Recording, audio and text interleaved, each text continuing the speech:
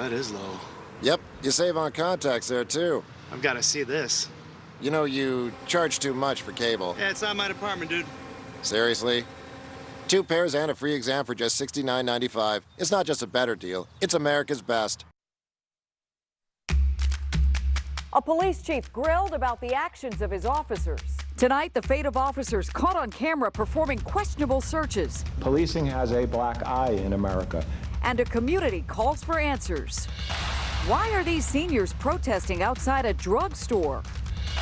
This school leader is leaving early. Wait until you hear about the payout he's getting. The Verify team had to butt in on this post. Is it illegal to smoke in your car if there's a kid on board? You asked, and the Verify team has the answer. And we're getting a break from the heat. I'll let you know how long it will last. The News at 11 team is ready. Let's get started.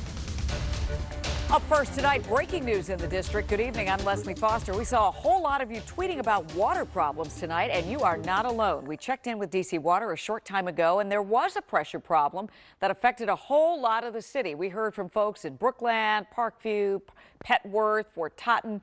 A spokesman for DC Water tweeted that the problem is solved. If yours is not, hang in there. DC Water says full water pressure is coming soon. Now to an issue that's important no matter where you live, the relationship between police and the community they serve.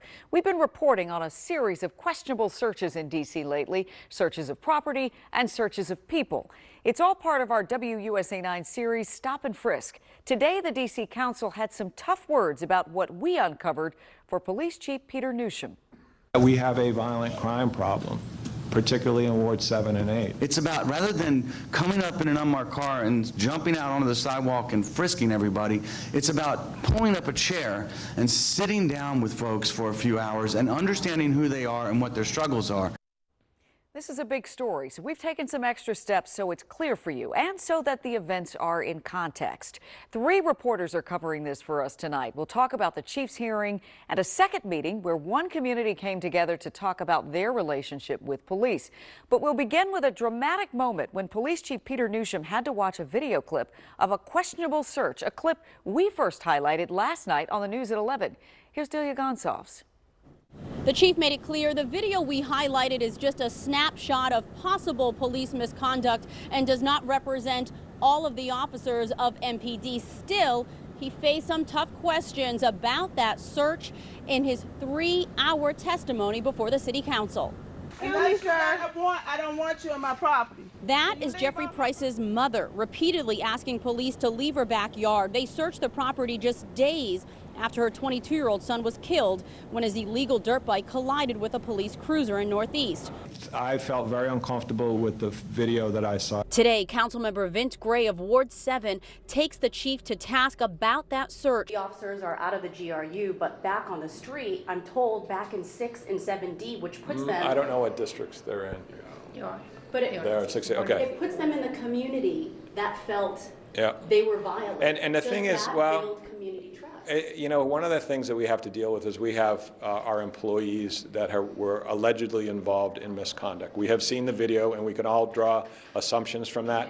We're going to conduct an investigation. If we're able to sustain the misconduct that most of us are assuming occurred in that video, then they will be dealt with. The Price family, they tell me they're filing a complaint with the ACLU about that search of their backyard. Outside the Wilson Building, Delia Gonsalves, WUSA 9. Now that's the property search, so let's move on to one of the searches of people we've reported on. Chief Newsham was asked about that today, too. Here's investigative reporter Eric Flack.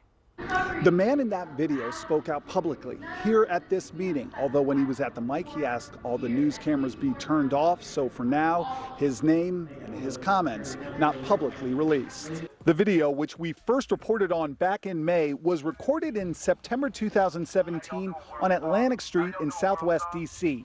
In it, a D.C. police officer can be seen searching the person so intrusively, he claims the officer sticks his finger in his behind. Come on, man. Come on, man. Hold, you stuck your finger in my... He don't got nothing on him. He all right? Yeah, don't do that. He don't got nothing on him. He stuck his finger in my cat, man. Don't do that, man. Nah, he don't got nothing. Come on, man. He don't got nothing on him. As we first reported, that police officer claimed in an incident report that he was searching the man for drugs, but didn't find any. In our past reporting, Police Chief Peter Newsham has refused